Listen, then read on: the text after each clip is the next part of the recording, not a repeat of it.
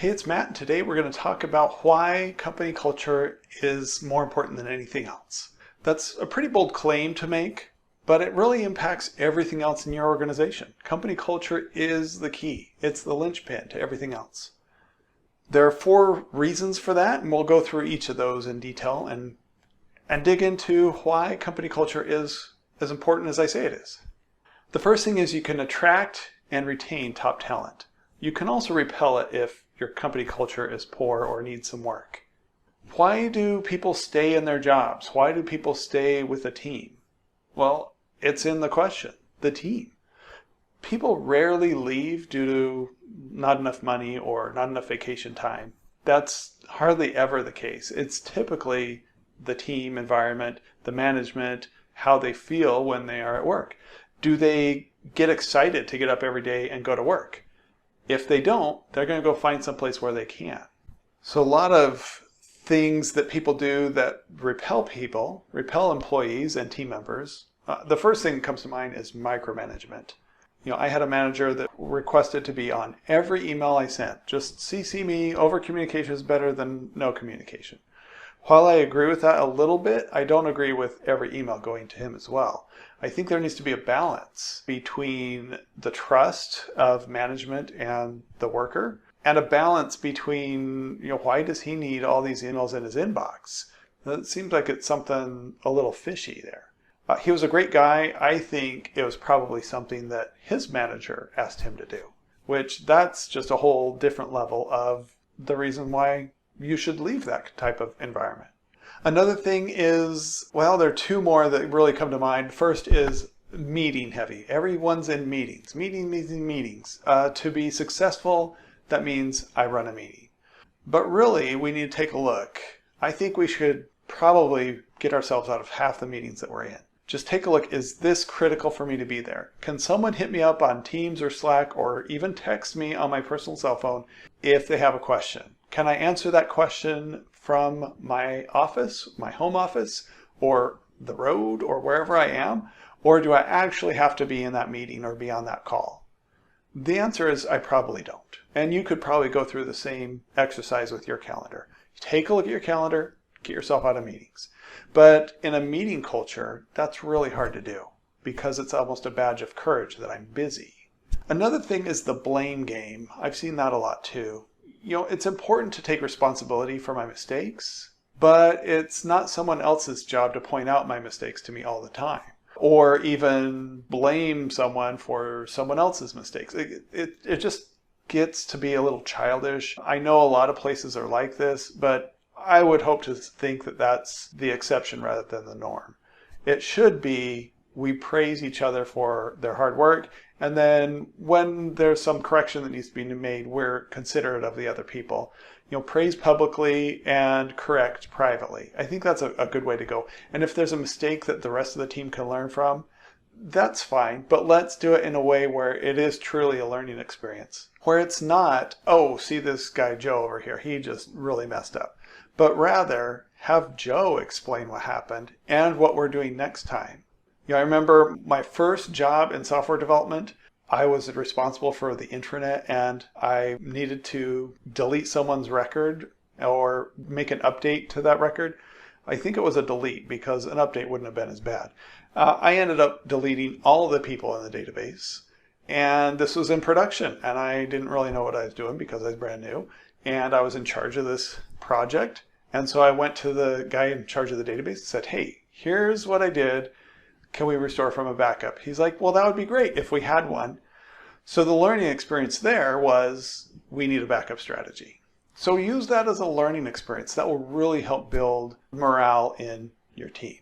The second thing is reputation. Your company reputation hinges on your company culture. If you go to Glassdoor, what are your reviews like? Are your reviews really mediocre? Are they bad? Are they stellar? We want to be stellar.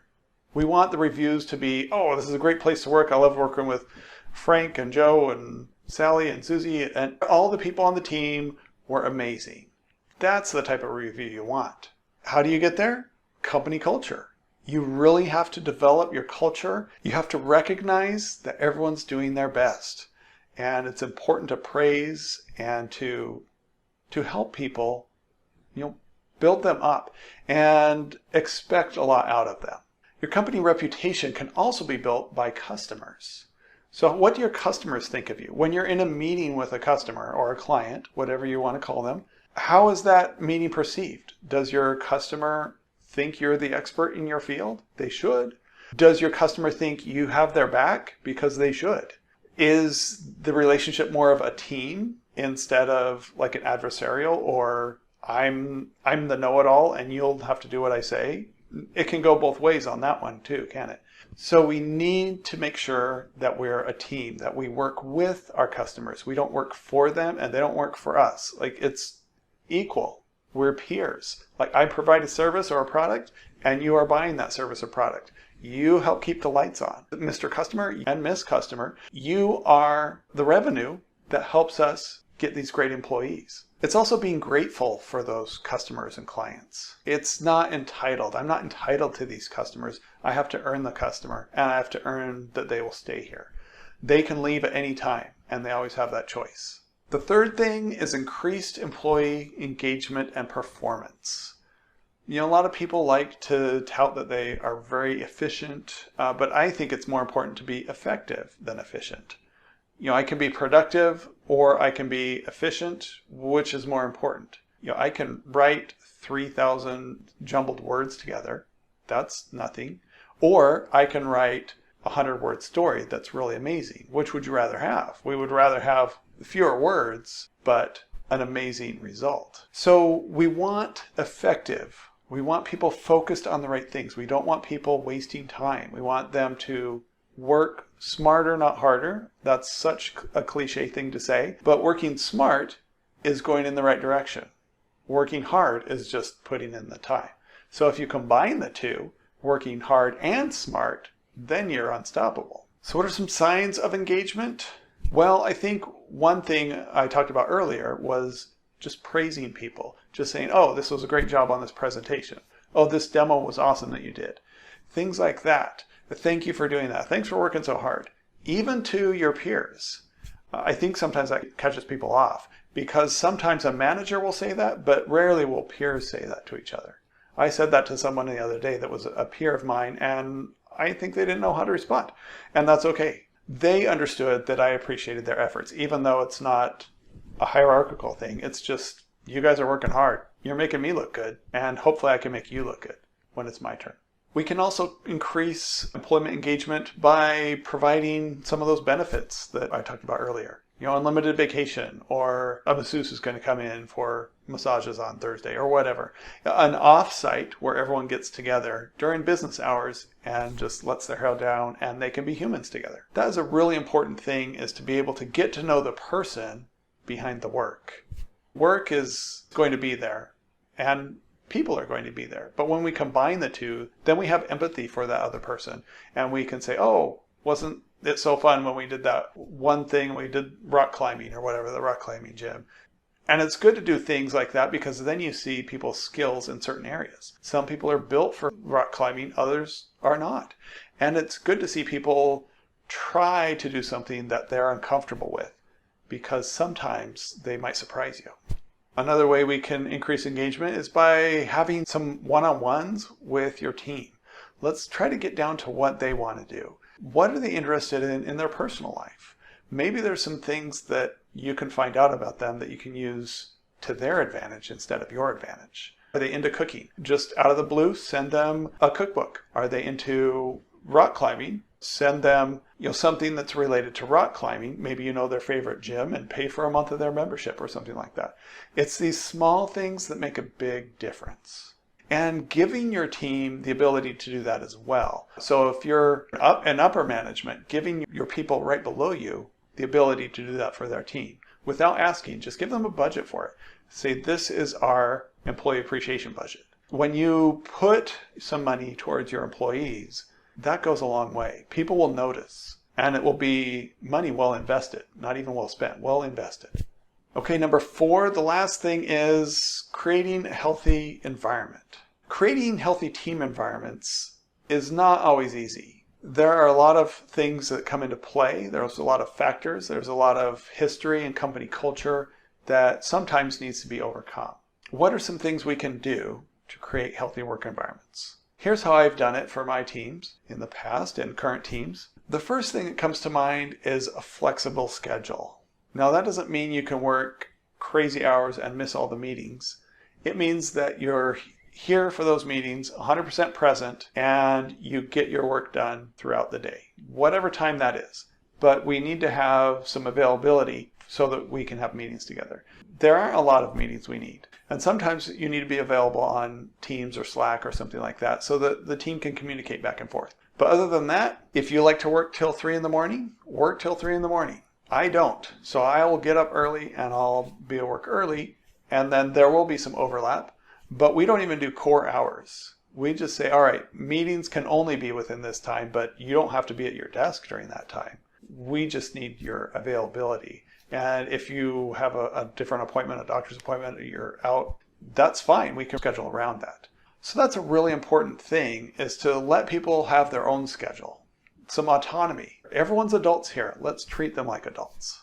Another thing with a healthy environment is my generation is a little different than the upcoming generations. Here's my job, I make money, I take that money and I do fun things with my family. That was the whole process. It wasn't, I want to be at a job I love my entire life, because I haven't been. Sometimes I had horrible jobs, sometimes I had amazing jobs, and everywhere in between. And I know the next generation will have that too, but they are more focused on enjoying every second of their life. They want to have fun at work. There's nothing wrong with that. So put yourself in their shoes. If you want to have fun at work, you want to enjoy the work environment. You want to enjoy the people you work with. You want to enjoy the projects you work on. Looking at it that way, every office should be different based on the team that's involved. So we need to not just expect them to come to work and like it. We need to expect them to come to work and put in hard effort, and in return, we will work hard to make sure that they enjoy their job. This sounds like pandering, but it's not. It is being grateful for them, and it is knowing that they have different needs than I do. The golden rule does not apply. Treat others the way you want to be treated. That's not true, because if I was making a peanut butter sandwich, I would put a lot of peanut butter and not very much jelly, and not everyone likes that. So I need to make the sandwich the way they want it. Maybe it's half and half. My wife loves tons of jelly, just a little bit of peanut butter, and I'm the opposite. So it's not treat others how you want to be treated, it's treat others how they want to be treated. So first, you got to find out. You got to ask. You got to talk to them at a human level and say, what is important to you in your work environment? They'll give you the answers. Another question, what is not important to you in your work environment? Maybe you'll be surprised at that too. This really isn't a tip other than talk to your team. Figure out what they want. Figure out how you can help them achieve what they want. And by helping them achieve what they want, they'll help you achieve what you want. We're here to make everyone look good, not just ourselves. But if I make my team look good, I look good too. And it's not about being arrogant and, oh, I want to look good. It's, I want them to shine. They did all this hard work. Let's put the spotlight on them. They did such an amazing job. Saying something like that would probably work pretty well too. So I hope you found this video useful. What tips did you like the most? Comment below. What did I miss? What would you like to see next time? And if you're into coaching or team development, go to codeprogram.io and I'd love to help you out. I'd love to be your coach.